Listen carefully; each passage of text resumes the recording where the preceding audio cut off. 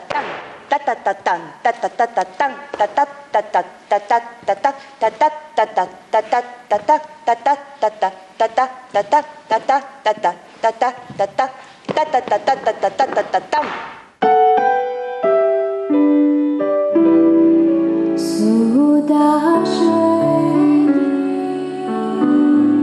小雨才刚停了，就在蜜瓜色彩里，黄昏那时刻，我和你相依偎，希望能够留下一个吻，就在这一切美的感觉消失之前。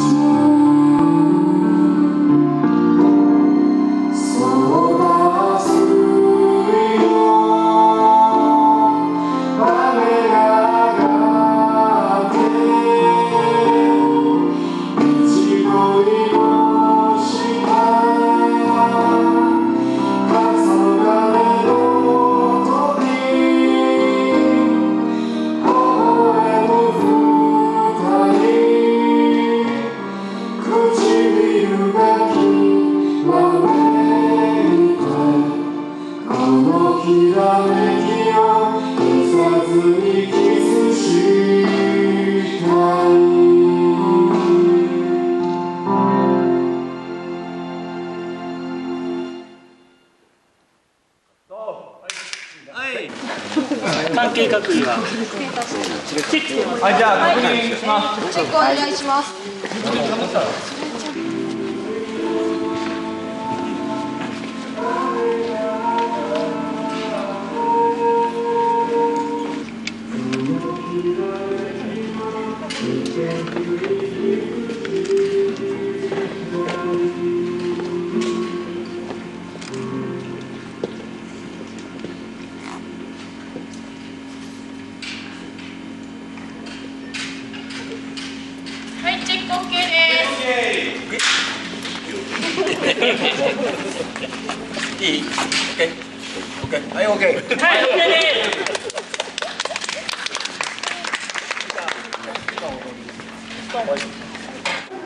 ZE did exactly what Suzuki had expected.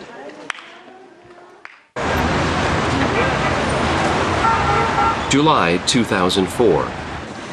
Billboards and posters of ZE are plastered across the streets of Beijing.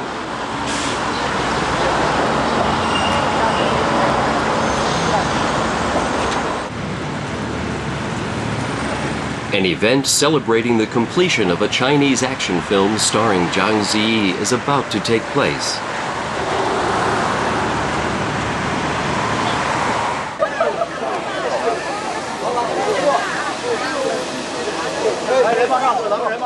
This will be her first lead role in a Hollywood movie. It will be a memorable film for ZE.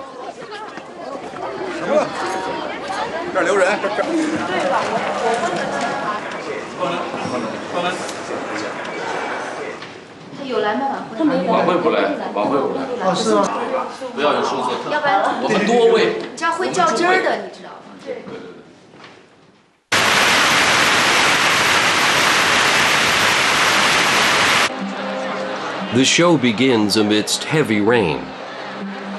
Despite the downpour, thousands of fans fill the auditorium.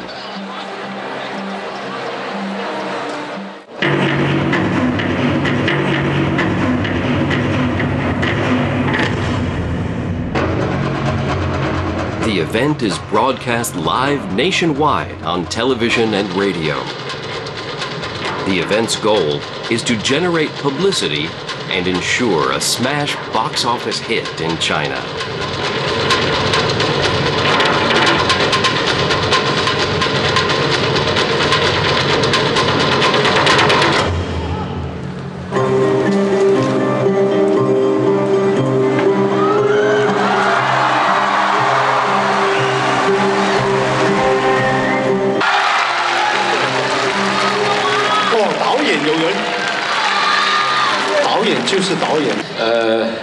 首先谢谢各位来捧场，全体支持和关心国产电影的中国观众，谢谢你们。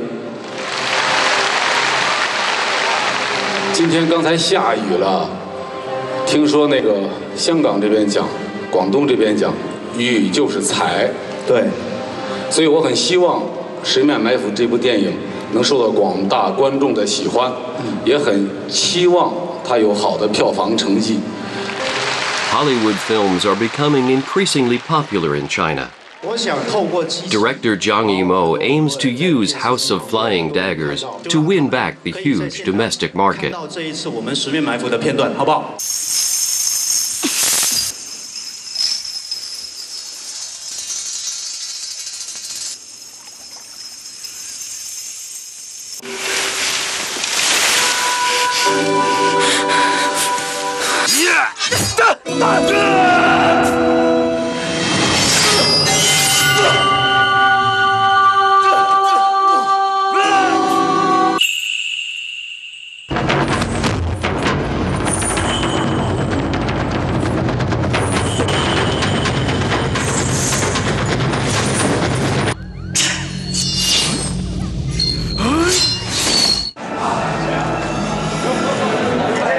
At the event's climax, Ziyi will reappear on stage.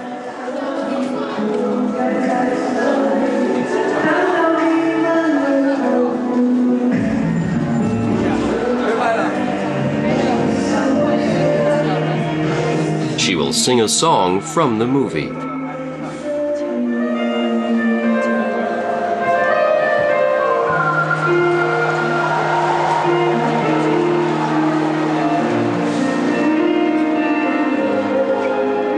She chose the black dress to match the lyrics of the song.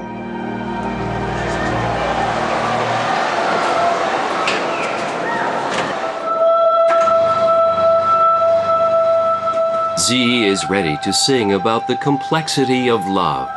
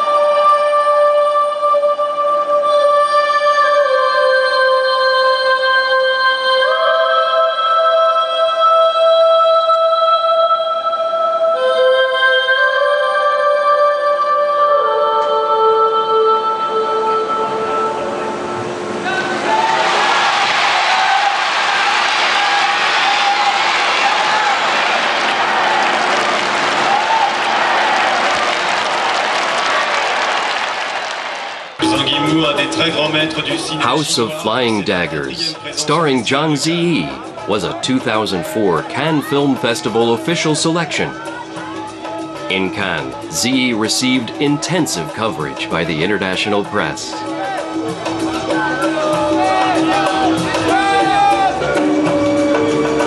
希望大家可以，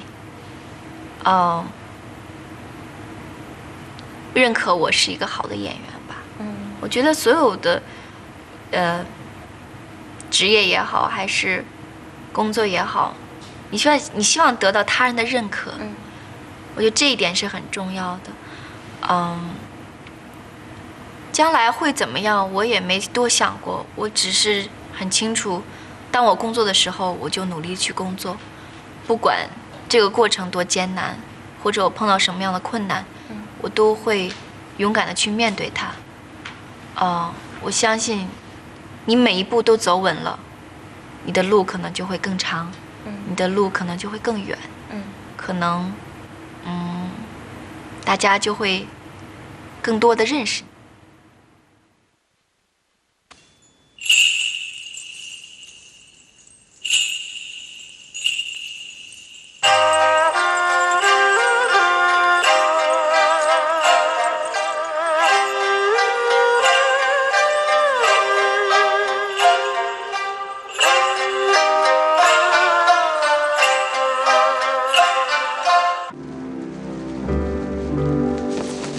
我要杀了你，为主人报仇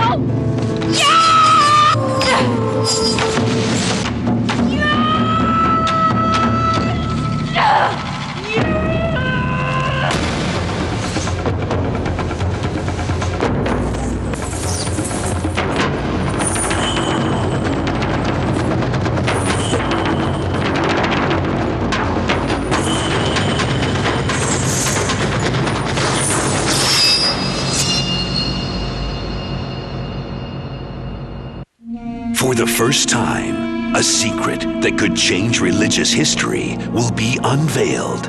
Gospel of Judas, next.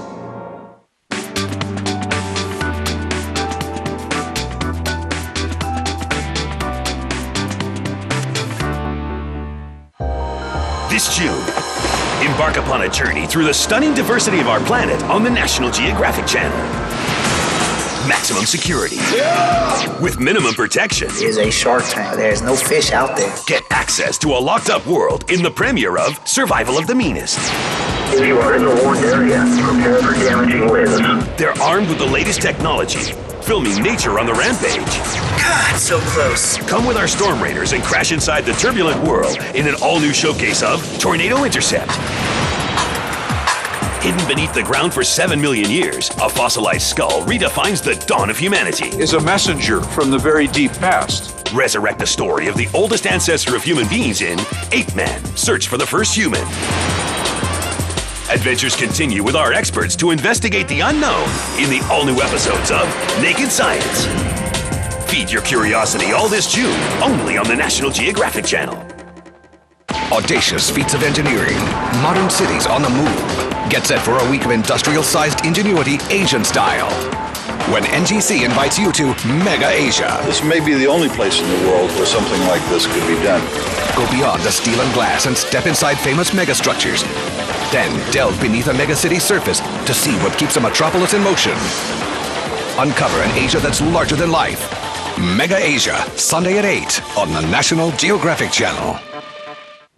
They're shocking stories, millions of years in the making, of a species and its fight to survive. It almost is a miracle we're here. Each an epic to search for and solve one of mankind's greatest mysteries, our true origins. Witness for a week mankind's greatest turn. From prey. We have to figure out what killed them, why they died. To ultimate predator. Stunning new portraits of our ancestors. Monday to Friday on National Geographic Specials.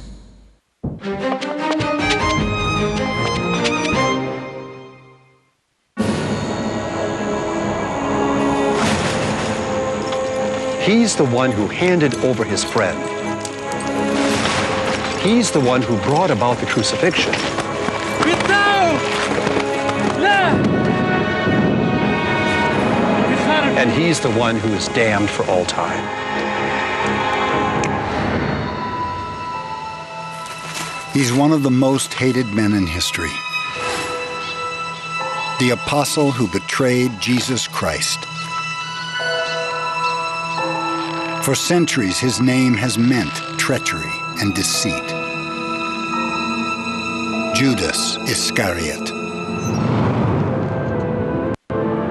Now, hidden for nearly 2,000 years, an ancient gospel emerges from the sands of Egypt.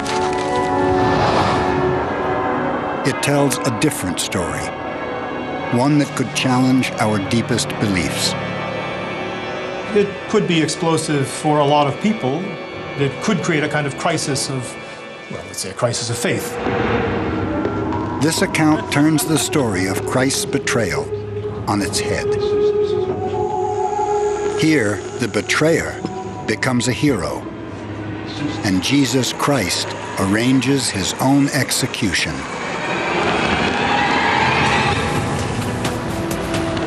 Now, a team of experts sets out to determine what it says and whether it's real or fake.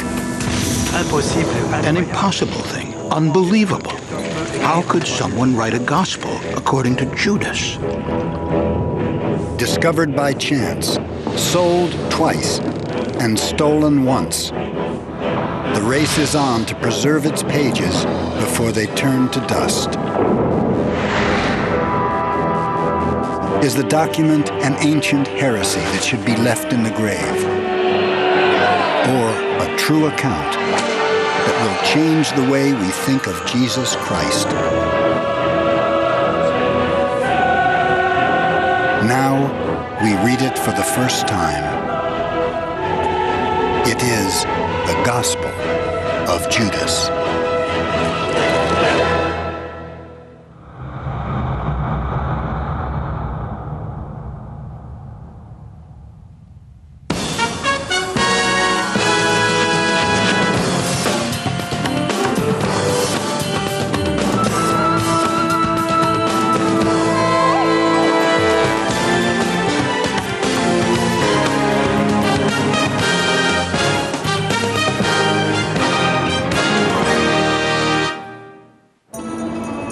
Many stories exist about the discovery of the Gospel of Judas, but the most likely goes like this. Egypt, 1978. Near the banks of the Nile River, a farmer, supposedly on a quest for treasure, warily makes his way into a cavern. In ancient times, its chambers had been used to bury the dead.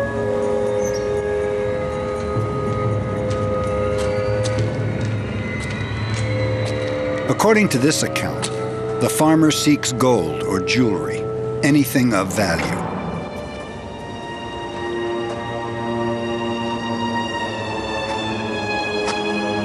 Instead, among the bones, he discovers a stone box.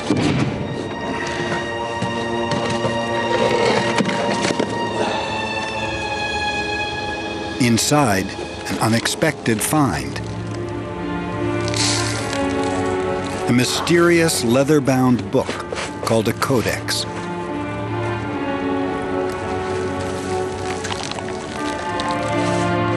The farmer can't decipher its ancient text, but he knows old books fetch a good price in Cairo's antiquities market. He has no idea he holds one of the greatest prizes of biblical archaeology, a document condemned as heresy some 1,800 years ago.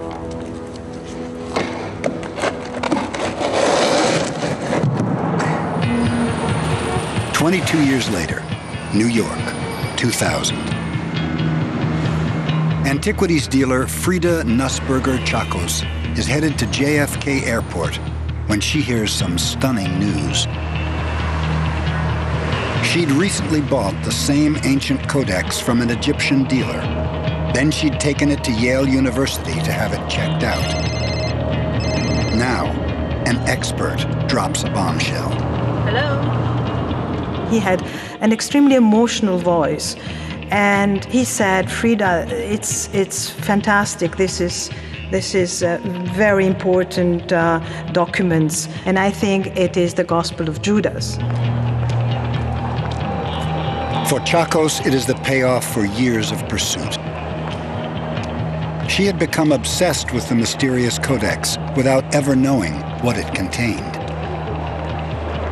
It's more than a mission now that I think of. I think I was chosen by Judas to rehabilitate him. I think the circumstances of this manuscript coming to me were predestinated. Judas was asking me to do something for him. Switzerland, 2002.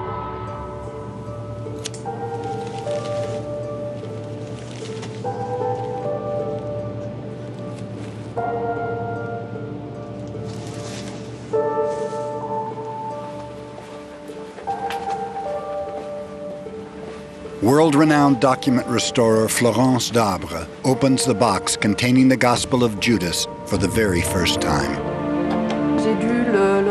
I had to look at it. I had to open the box. I said, wow, and had to open and close the box several times. You need nerves of steel to touch certain objects. In 30 years of work, she had never seen an ancient document in such bad shape. Its fragile papyrus pages have broken into hundreds of fragments. Whatever document you work with, there is always a story. It is so ancient that you always wonder who wrote it. Where did it go? Who had it and who read it? To get answers, Dabre will join with Rodolphe Casser, one of the world's preeminent translators of an ancient Egyptian language called Coptic, the language the document is written in. They will spend years piecing together the fragments. Fragments that tell a story early church fathers denounced as heresy. But even in this condition, one line stands out. It is the title, Evangelion Judas, the Gospel of Judas. An impossible thing, unbelievable. How could someone write a gospel according to Judas? Could there really be a Gospel of Judas? What if the greatest story ever told were told through the eyes of one of history's greatest villains?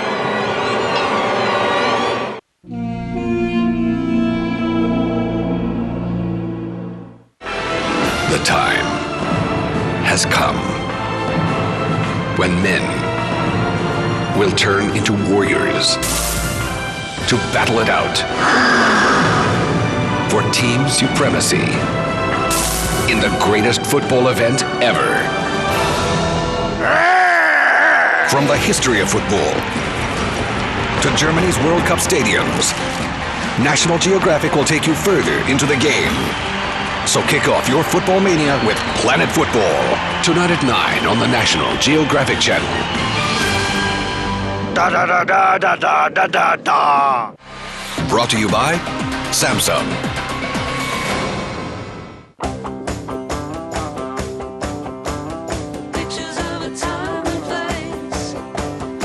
The HP Pavilion Media Center PCM7388HK, powered by the Intel Pentium D processor with dual-core processing, and the HP PhotoSmart 3310 all-in-one.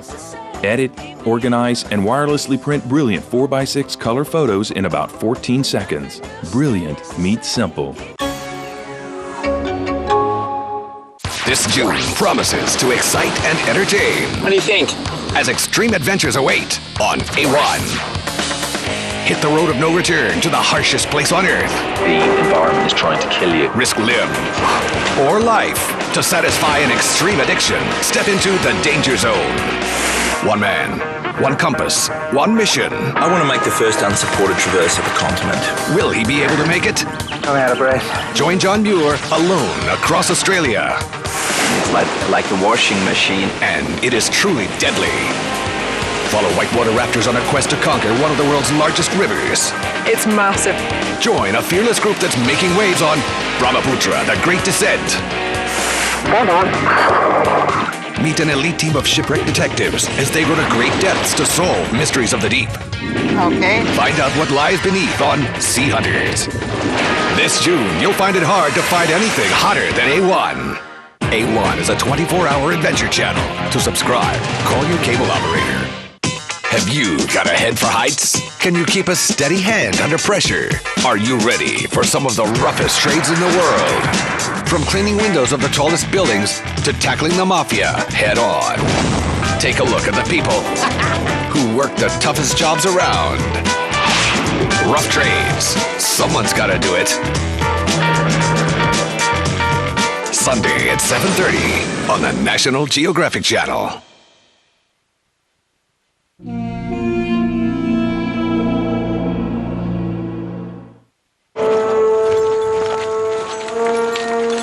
Who was Judas Iscariot? The Bible tells us he's the apostle who betrayed Jesus Christ.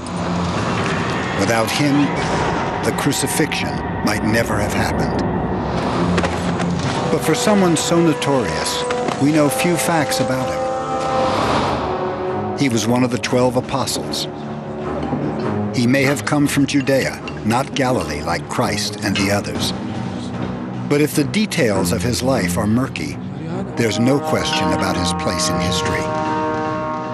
In Dante's Inferno, Judas is condemned to the lowest pits of hell, where he is eaten head first by Lucifer himself. As reputations go, that's a hard one to shake. Generally today, people think of Judas principally as the betrayer of Jesus, somebody who was a traitor to the cause. Often they think of him as somebody who was greedy, avaricious, who was more interested in making money than being faithful to his master. The word itself is despised, I think, virtually throughout the Western world. You wouldn't even call your dog that. And Germany, of course, it is illegal to name your child Judas.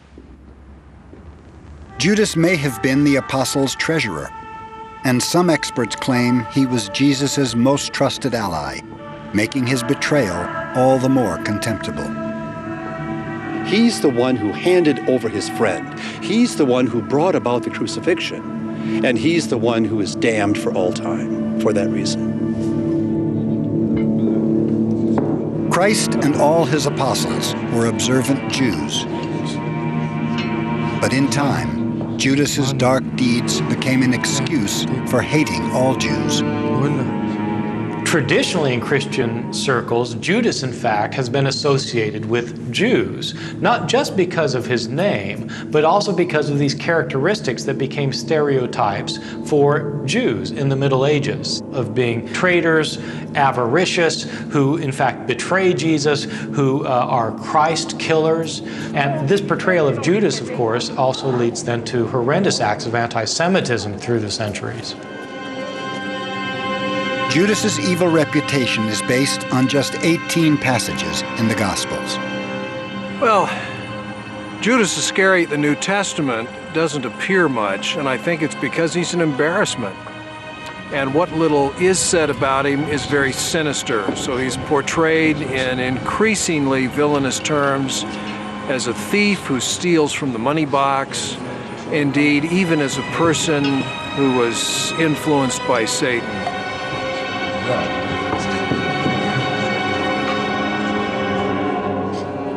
But what if there were another story about Judas Iscariot? One that turns this traditional portrait on its head. History records that there was. Around 180 AD, Bishop Irenaeus, one of the early church's most influential leaders, wrote a scathing attack against one book in circulation. Its title, The Gospel of Judas. This gospel was about the relationship of Jesus and Judas and indicated that Judas didn't actually betray Jesus, but did what Jesus wanted him to do, because Judas was the one who really knew the truth as Jesus wanted it communicated. But this version of Judas's story was condemned by Irenaeus and other early church leaders.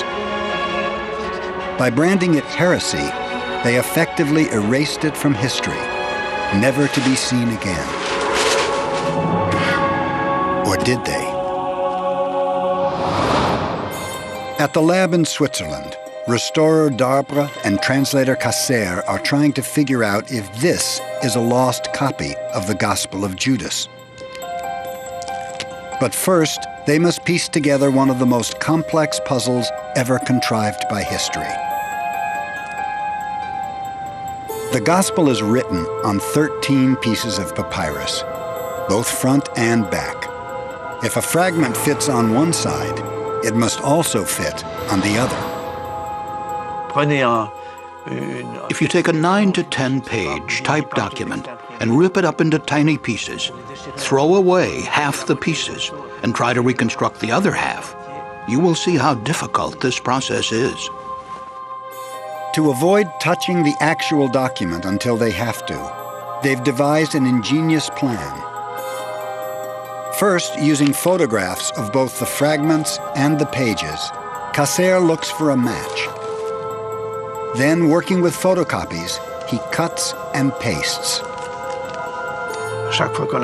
Every time we're able to place a fragment, I bring a photocopy of it to Madame Darbe, who uses it to place the fragment within the original. Then Madame Darbe tests whether Casser was right. Maintenant, c'est mon travail de vérifier si effectivement. It is now my job to verify if this fragment can actually be placed there by analyzing the quality of the papyrus, its color, its fibers, and to see if there are any similarities. We understand the meaning of the Codex little by little, thanks to these victories. Definitely. The more fragments are added, the more we can read, and the more the story is revealed.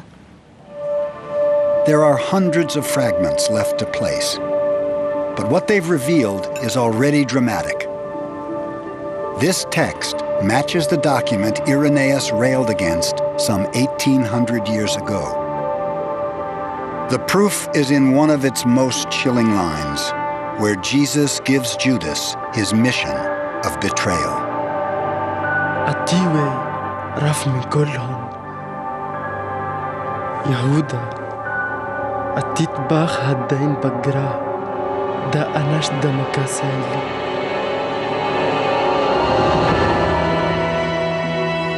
A preliminary investigation of the Gospel of Judas reveals 3 facts.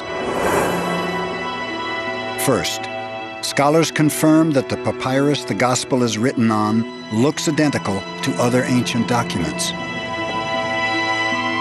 Second, the title, written in Coptic, reads Gospel of Judas. And third, what they've seen so far matches the text Bishop Irenaeus denounced in 180 AD. These early conclusions must now be backed up by science. To prove it's an authentic ancient text, the owner of the Gospel, the Maecenas Foundation, with support from the National Geographic Society, assembles a dream team of biblical detectives to join with Professor Casser. Dr. Stephen Emmel is a leading expert in ancient papyrus and paleography, or ancient handwriting. Dr. Marvin Meyer is a Coptic expert, and along with Casser, he'll write the final translation. And Dr. Timothy Joe is a radiocarbon dating specialist. Each expert will use his specialty to complete part of the puzzle and answer the question, is it real? High-profile fakes have tarnished many careers. Take the notorious Hitler diaries, or the ossuary of James, a burial box said to belong to the brother of Jesus, but now widely believed to be a fake. Reputations are on the line. The handwriting. Papyrus expert Stephen Emmel is the first to weigh in. He has already spent hours examining the document and believes there's no chance it's a modern forgery. No, I've looked at hundreds of papyri, Coptic papyri, in my career, and this is absolutely typical of ancient Coptic manuscripts. No, I'm completely convinced. The number of people who could create such a text is very small. How many would you say? Perhaps 25? Oh, not so much. Not so many, yeah? I would say 4 or 5. 4 or 5. We're 2 of them. Now, who would create such a thing? Someone would have to know Coptic better than we do, right? And there isn't anybody that knows Coptic better than we do, I'm sorry. But the document's still a total mystery. They don't even know how it got to Egypt, where it was supposedly found, or when it was written. To find out, Coptic expert Dr. Marvin Meyer heads to Egypt. Well, if we can know something about the date and the circumstances of the composition or the translation of a text, that will help us a great deal to determine that this, in fact, is an authentic text from the ancient world. Meyer thinks the Gospel was originally written in Greek in the Middle East and later brought to a Christian community in Egypt.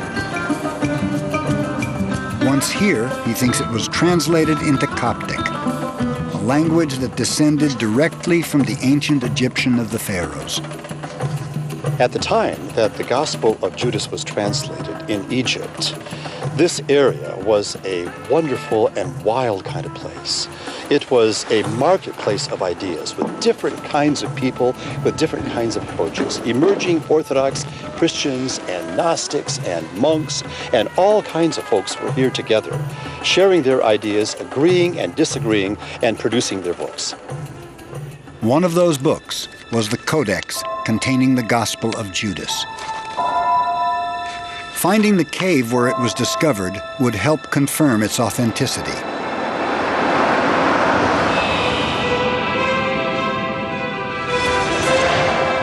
So Meyer heads south, along the Nile, to the area where the Codex was reportedly found. But finding the exact cave is a long shot.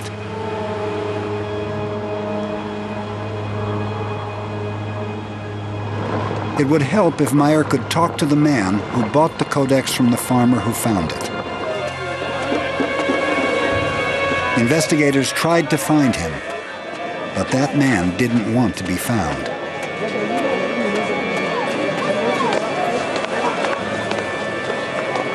A search for him results in dead ends and slammed doors. That's because in Egypt, it's dangerous to talk about the black market antiquities trade. People who do could be arrested by the police or attacked by criminal gangs involved in looting.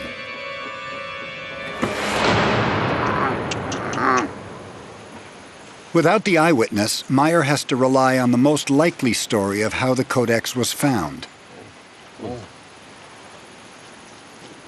According to that account, it was found somewhere near a village called Jabel Karara. But the region is huge.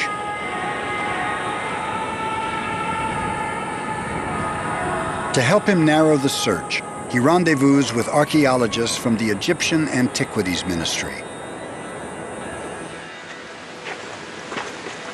The officials guide Meyer into the desert, toward a group of caves they've only heard about. After 2 hours in the sun, they reach an immense plateau, pitted with caves.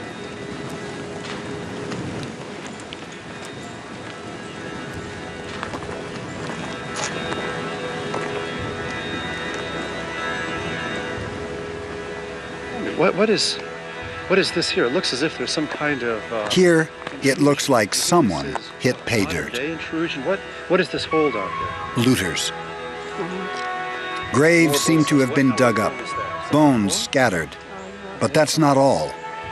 Everywhere, ancient Coptic artifacts that tell Meyer this might be the place.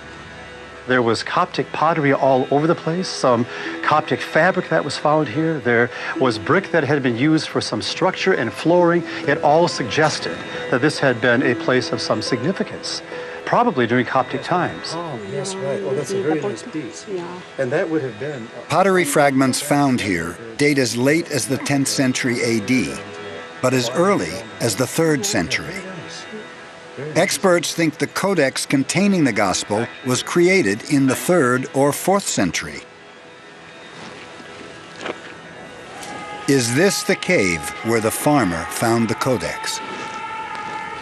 Without the report of an eyewitness, we can't be sure about the exact place where the Gospel of Judas was found. But the story is that it was found in a cave in this area, and that it was found in a cave that had Coptic characteristics, like this cave. So whether it was exactly this cave or a cave like it, certainly the Gospel of Judas must have been found in a cave very much like this one. But Meyer needs more evidence to know if the Gospel's authentic. One more lead takes him to Cairo's Coptic Museum.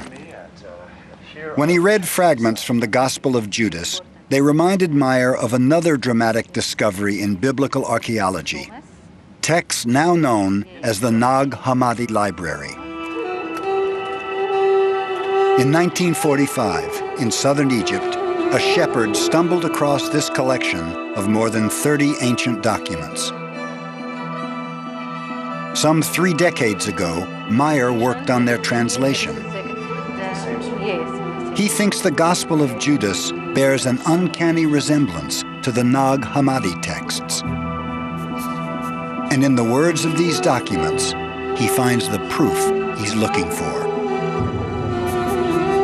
There are striking similarities between the Gospel of Judas and a number of the texts in the Nag Hammadi library. Those similarities extend to some of the names that are used in these texts, the basic worldview that is encapsulated in these texts. Look at how different. Meyer thinks the same religious movement wrote the Gospel of Judas and the Nag Hammadi texts. It all seems to add up. The Nag Hammadi library has been dated to the 3rd and 4th centuries. The same period experts think the Gospel of Judas was copied. What's more, the Nag Hammadi texts were discovered in about the same region where Meyer found the looted cave. For Meyer, the words, timing, and location confirm the Gospel of Judas is an authentic ancient text.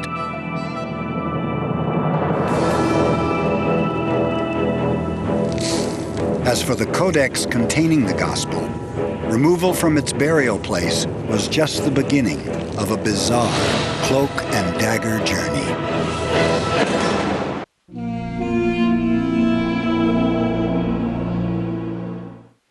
They're shocking stories, millions of years in the making, of a species and its fight to survive. It almost is a miracle we're here. Each an epic to search for and solve one of mankind's greatest mysteries, our true origins.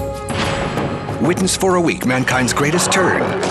From prey. We have to figure out what killed them, why they died. To ultimate predator.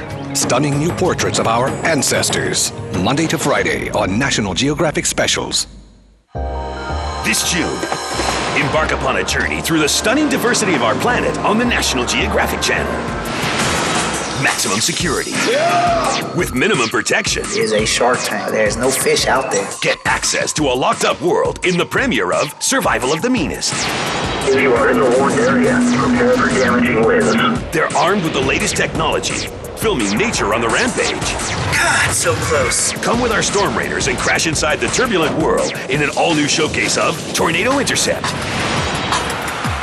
Hidden beneath the ground for 7 million years, a fossilized skull redefines the dawn of humanity. Is a messenger from the very deep past. Resurrect the story of the oldest ancestor of human beings in Ape Man, Search for the First Human.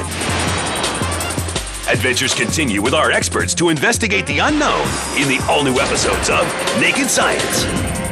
Feed your curiosity all this June, only on the National Geographic Channel. Explorations powered by Duracell. Human existence is full of questions.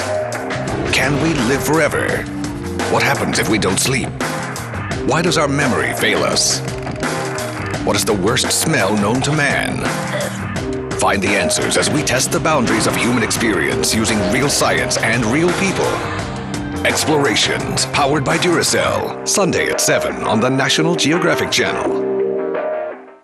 Along each lonely corner. This is democracy against dictatorship. Behind every faded door. You're shooting at the car, yeah? Someone might die. There is a story looking for salvation. You're very close to death. Come face to face. They're very afraid of journalists. With an alternate reality. I was lucky. That will intrigue you. No Borders. Tonight on the National Geographic Channel.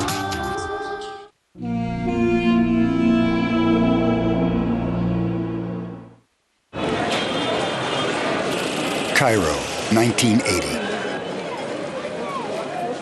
The farmer who found the codex containing the Gospel of Judas has sold it on the Egyptian antiquities market. It's difficult to confirm precisely what happened next, but a likely version goes like this.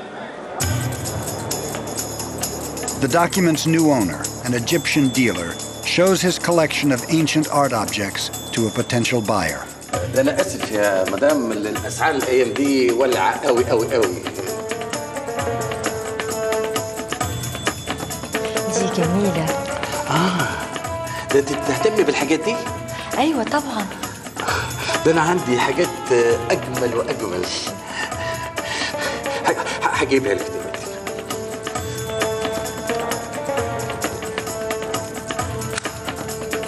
The buyer seems to want it all. The Egyptians' entire collection, worth millions. ايه ده؟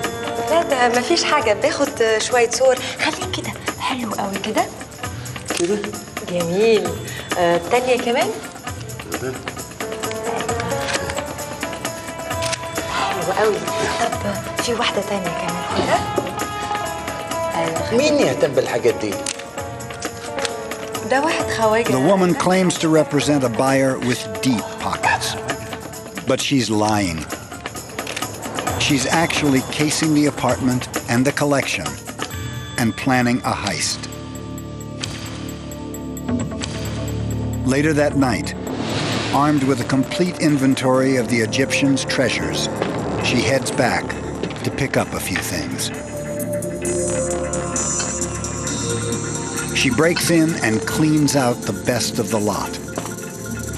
On her list, the ancient codex. Amazingly, as it vanishes into the antiquities underworld, no one knows it's priceless. That inside it is a lost gospel and a version of Christ's betrayal that no one has heard for almost 1,800 years.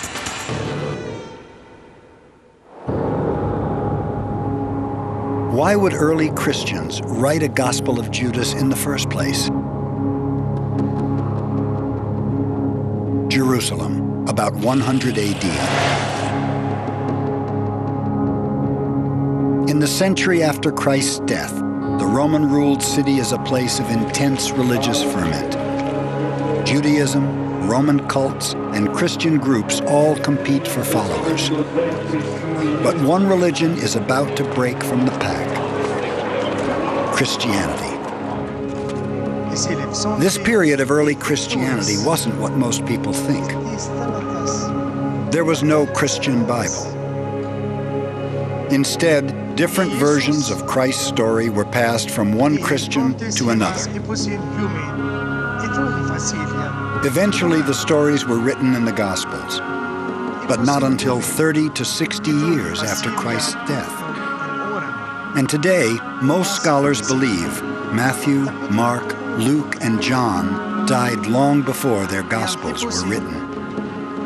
One of the interesting phenomena from early Christianity is that the four Gospels that made it into the New Testament, Matthew, Mark, Luke, and John, are all anonymous. The titles were added by later editors. They weren't there, written there by the authors themselves. And there's another surprising twist to the story of the faith in the early centuries. There weren't just 4 Gospels. There were more than 30. A gospel means the good news. So the question is, who is Jesus and what is the good news about him? Very many people saw that question in different ways. In the first 200 years after Christ's death, literally dozens of different and sometimes conflicting versions of his life and message circulated. One of them was the Gospel of Judas. This text, like many other texts recently discovered at Nag Hammadi, gives us a look into kinds of Christianity we'd never seen before.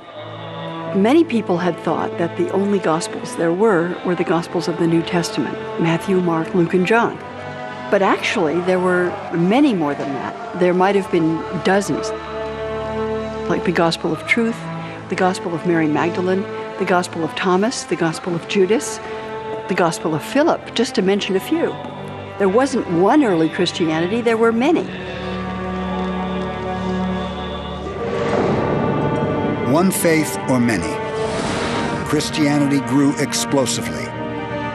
From Jerusalem to Asia Minor and Egypt, Rome and North Africa. There were no churches yet. Instead, followers met in private homes, where some heard Gospels named for people that would surprise most churchgoers today. Some used Philip, some used Thomas, some used the Gospel of Mary. Others used Matthew or Mark or Luke or John. Some of the early Christians are now called Gnostics, or the people who know. The Gnostics were mystics. That is to say, they were people that felt they could have some kind of direct access to God. The word Gnostic comes from the Greek word gnosis, which means knowledge. But this kind of knowledge is not everyday knowledge. It is not book learning. It is insight. It is intuition. It is that ability to know something about yourself, to know that you have a spark of the divine inside of you, and to recognize the God that you profess to be, the God that is outside, is the same as that spark of the divine that is within you. And many of the Gnostics were Christians. Gnostics are the people who wrote most of the texts known as the Nag Hammadi Library. Their stories about Christ are much more abstract and philosophical than those of the New Testament. One favorite was the Gospel of Thomas. Kihi Vasiliatu, Theo Entos, Human Esticactos, Hos an Hefton Noin, Taften Hevrisi, Kihot Humis, Heaftus, Nain Susite, Ethisite Hoti, Hu Este Humis, Tu Patrus, Tut Santos. When some of us were in graduate school and we first got to know these other Gospels, like the Gospel of Thomas, we were told, well, these are Gnostic, these are heretical, these are weird and strange. We were told that Gnostics means, you know, people who are basically wrong. And this is sort of like in the 1940s and 50s in this country, you'd talk about the communists. And that's a way of dismissing them. So Gnostic is a term like that. They didn't call themselves that. They called themselves Christians. Early church fathers fought against the Gnostics. One of the difficulties that the Gnostics presented for people in the emerging Orthodox Church was the fact that Gnostics didn't need to have the advice and the control and the insight that came from the priests and the bishops. They had that insight in themselves, and that bothered the church leaders. That's not all that irritated church leaders. The Gnostics also preached that the body was a prison for the divine spirit within. To them, Jesus' death was a good thing, and Judas a hero for helping to free Christ's spirit. In fact, that's one reason experts think the Gospel of Judas was written by Gnostics. The Gospel of Judas turns Judas's act of betrayal into an act of obedience. The sacrifice of Jesus' body of flesh, in fact, becomes saving. And so for that reason, Judas emerges as the champion, and he ends up being envied and even cursed and resented by the other disciples. But ideas like this were just too shocking for early church leaders. They rejected the Gospel of Judas along with about 30 Gnostic texts and kept them out of the New Testament. How did church leaders decide what to keep in and what to throw out? Somehow the Gospel of Judas ended up on the cutting room floor. The process took hundreds of years, but it got a critical jump start in 180 AD, and it was born in blood.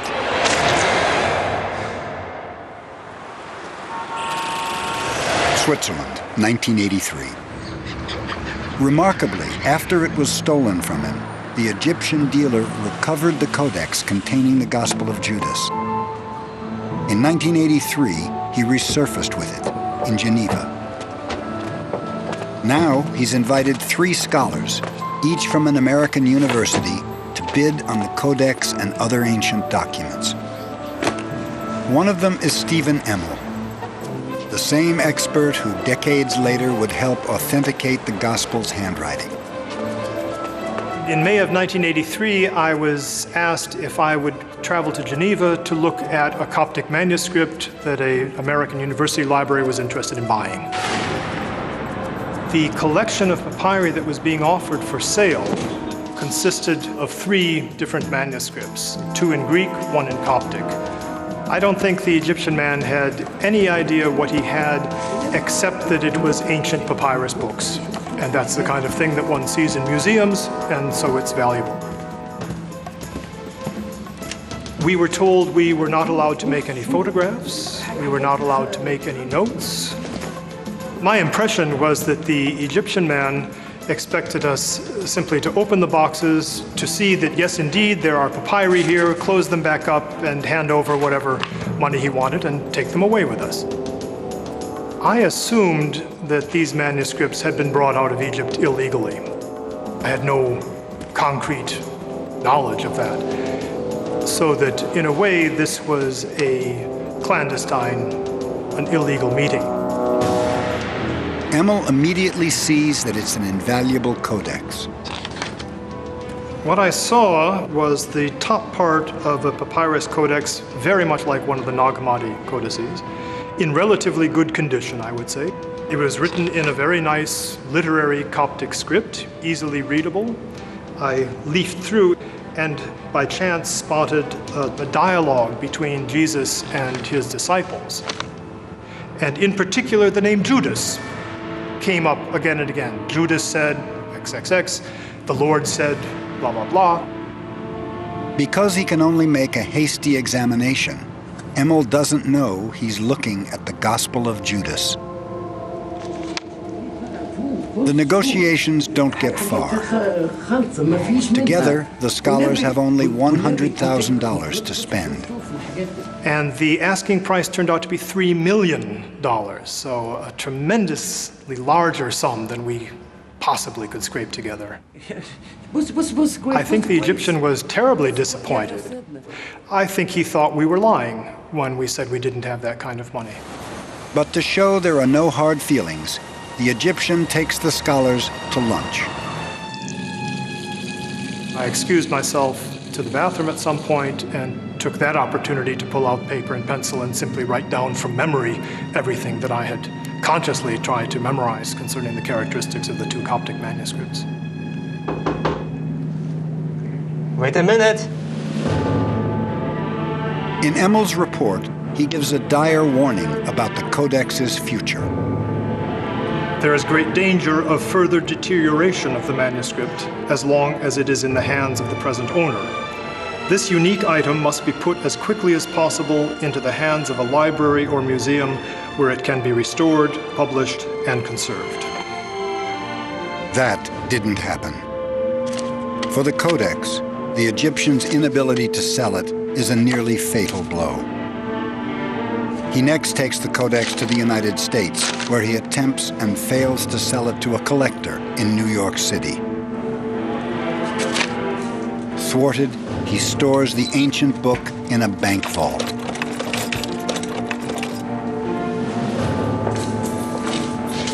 Unbelievably, the Codex will sit for nearly 16 years in a safe deposit box in Hicksville, New York, drying out, crumbling, turning to dust.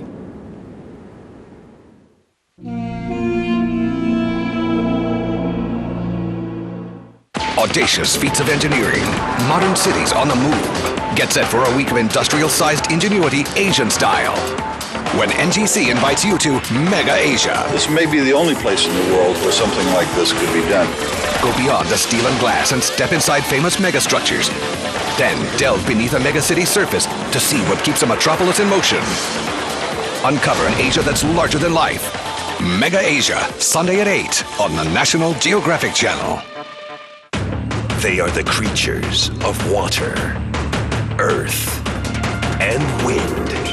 But combined, they set the animal kingdom on fire.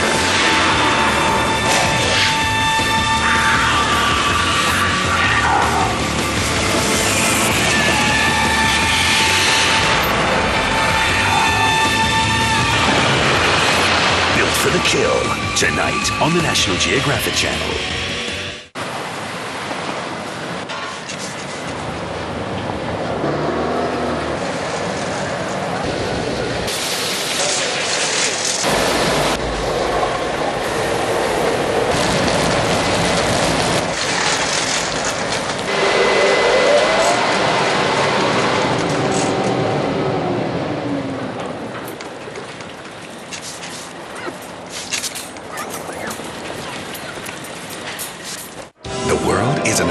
Place. Though we may struggle with global warming, increased pollution, and never-ending conflict, there remain places untouched, uncharted, and unblemished. They are paradise. Mother Nature at her best. Oases of beauty that never cease to amaze. Each week, join us as we venture around the world and explore the planet's most beautiful places. The Living Edens, Monday, 11 p.m. on the National Geographic Channel. Presented by Maldives, the sunny side of life.